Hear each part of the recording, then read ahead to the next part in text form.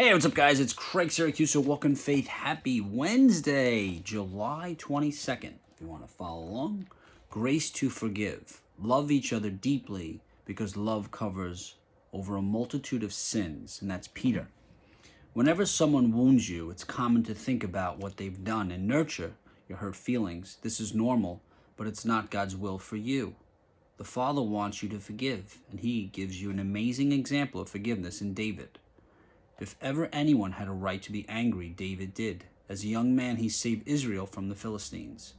By slaying the giant Goliath, he served faithfully in King Saul's court, playing music to soothe Saul's troubled spirit and always expressing his unwavering loyalty. David did nothing wrong. Nevertheless, Saul was so jealous of David that he sought to kill him.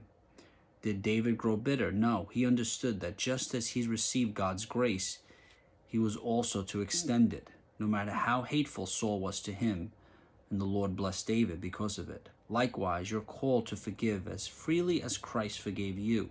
So don't allow resentment to consume you. Instead, like David, let grace characterize your relationships, because certainly love never fails. Jesus, please help me forgive freely.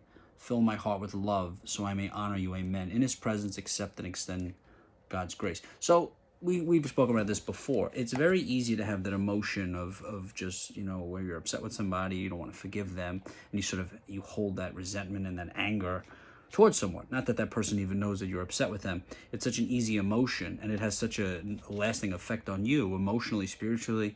Anytime you think of that person, you get anxiety, let's say. But God forgives us, right? He'll forgive us no matter what we do, as long as we repent, as long as we humble ourselves to God, as long as we forgive ourselves as well.